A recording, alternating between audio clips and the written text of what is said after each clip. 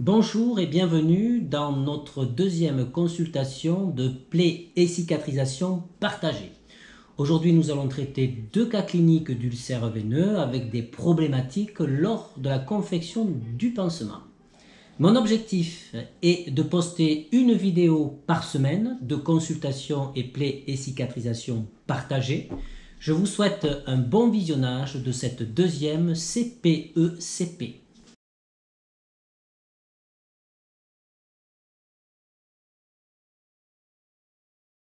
Il s'agit d'une patiente qui se présente avec un ulcère d'origine veineuse, malléolaire interne du côté gauche. On voit qu'il y a un problème dans la gestion des exsudats puisque la tubulure est tachée par les exsudats.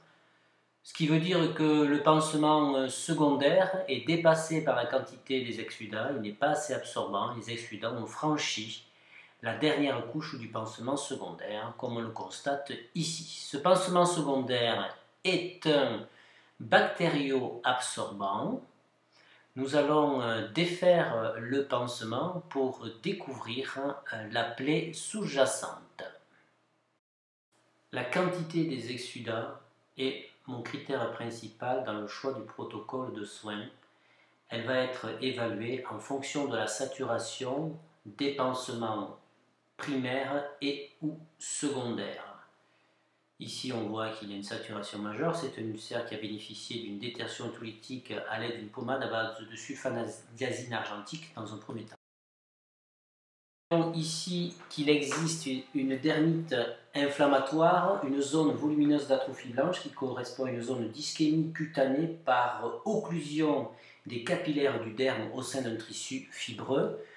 Nous avons aussi une varice qui descend et qui irrigue directement la zone ulcéreuse.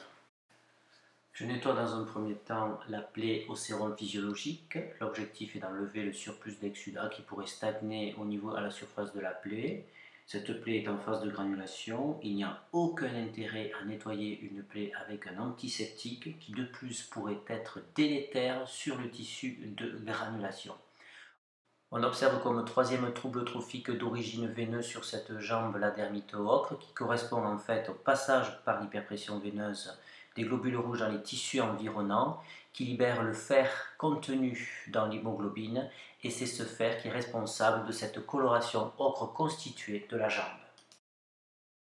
Je vais stimuler la phase de granulation en mettant en place une interface active imprégnée de crème à base d'acide hyaluronique en renforçant de crème de même constitution sur l'interface. Le pansement secondaire sera un pansement super absorbant maintenu par une bande et avec un protocole de soins quotidien. Du côté contralatéral, cette même patiente présente une plaie pour laquelle j'avais instauré la semaine dernière la mise en place d'une interface grasse argentique. La plaie est maintenant cicatrisée. On voit bien que nous sommes avec des signes d'insuffisance veineuse, nous sommes en pleine dermite ocre. Il va donc falloir instaurer un protocole de protection de cette plaie qui est maintenant cicatrisée. Je mets donc en place un hydrocellulaire mousse fin. L'objectif de ce pansement est une protection. La patiente peut se gratter avec le pied contralatéral, voire se cogner. De ce fait, on voit que c'est le pansement qui va s'arracher et non pas cette peau fragilisée. Il est important de mettre en place un hydrocellulaire mousse non épais car la mise en place de contention va créer une hyperpression locale si le pansement est trop épais sur ces zones fragilisées. Le tout sera maintenu par une tubulure par-dessus laquelle nous allons mettre en place une bande de contention qui fait partie intégrante du traitement de l'insuffisance veineuse.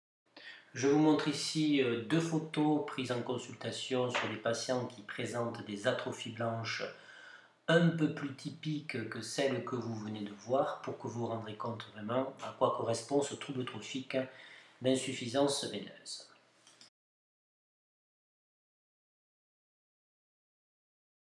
Nous voyons en consultation une patiente qui présente une ulcère malléolaire sur insuffisance veineuse avec la première problématique de gestion des exsudats qui ont franchi le pansement primaire, secondaire, la bande et ont taché la bande de contention.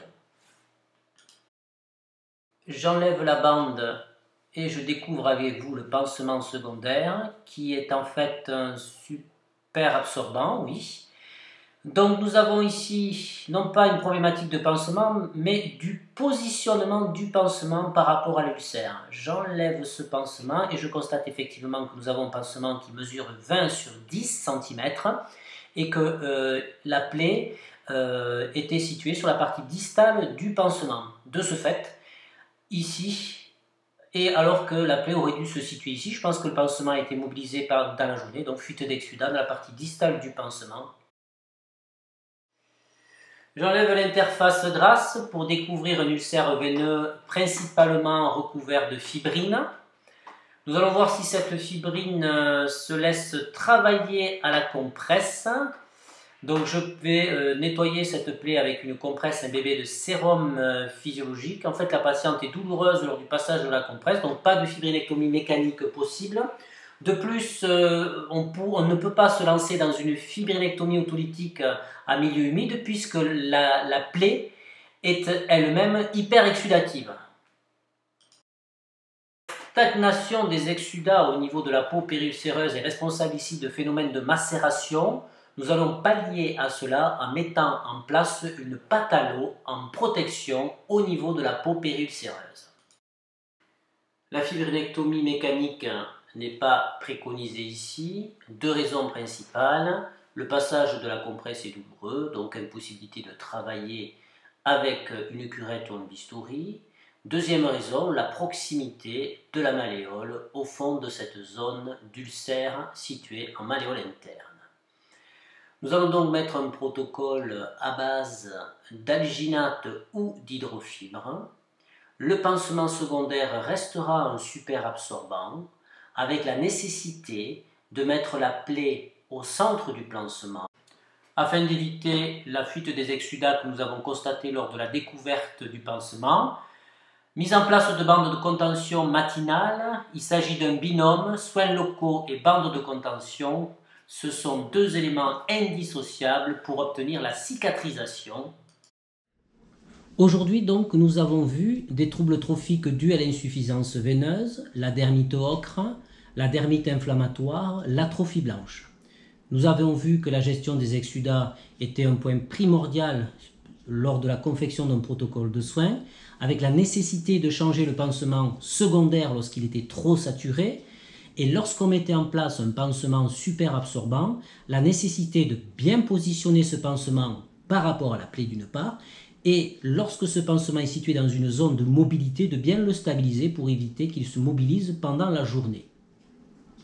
J'espère que cette deuxième CPE-CP vous a apporté quelques petites choses pour améliorer votre pratique quotidienne et je vous dis à la semaine prochaine pour de nouvelles aventures.